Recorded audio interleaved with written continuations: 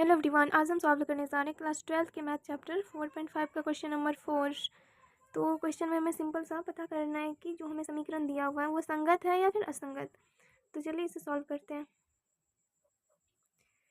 इसके लिए सबसे पहले हम एक मैट्रिक्स ए लेंगे जिसमें हमारा क्या होगा 1 1 और 1, यानी कि एक्स वाई जेड के साथ कुछ भी नहीं है तो हम 1 लेंगे।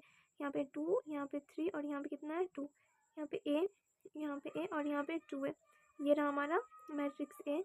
और हमें बी में क्या लेना है 1 2 एंड 4।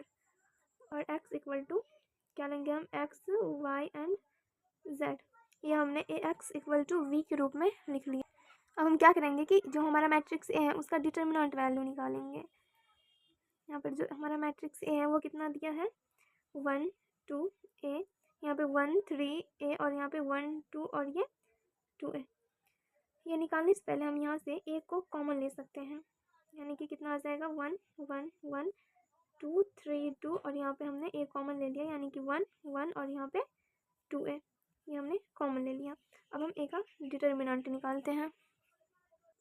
हमने यहाँ से ए कॉमन ले लिया, यहाँ पे तो सिर्फ 2 रहेगा, यानी कि कितना आ गया 1 2 1 1 3 1 और यहाँ पे 1 2 और ये कितना है 2। अब हम इसका R1 के सापेक्ष प्रसार करके डिटर्मिनेंट वैल्यू आसानी से निकाल सकते हैं। तो लिखेंगे कि R1 के सापेक्ष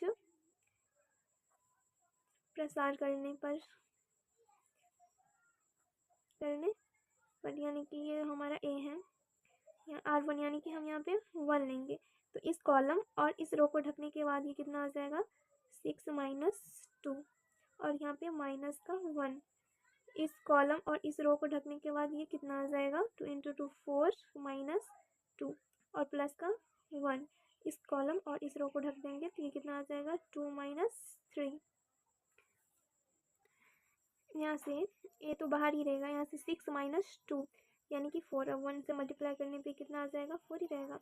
यहाँ पे माइनस यानी कि 4 - 2 कितना प्लस का 2 और माइनस से मल्टीप्लाई करने पे ये माइनस आ जाएगा। और यहाँ पे 2 - 3 यानी कि अंदर में कितना बचेगा माइनस का 1 और माइनस को प्लस से मल्टीप्लाई करने पे कितना आ जाएगा -1।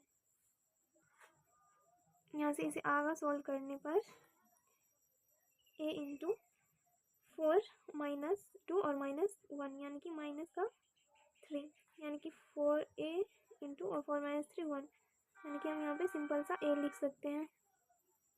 तो यहाँ पर हम लिख सकते हैं चूँकि जो ए का जो डिटर्मिनेंट वैल्यू है वो 0 के इक्वल नहीं है, यानी कि जो हमारा समीकरण दिया हुआ है वो संगत है। तो लिख सकते हैं कि इसलिए समीकरण का जो निकाय है समीकरण निकाय संगत होगा। तो ये रहा इस क्वेश्चन का सॉल्यूशन। आई होप आपको समझ में आया होगा, और अगर किसी भी तरह का कोई डाउट है तो आप कमेंट कर सकते हैं। मिलते हैं नेक्स्ट वीडियो में, तब तक के लिए बाय बाय, टेक केयर।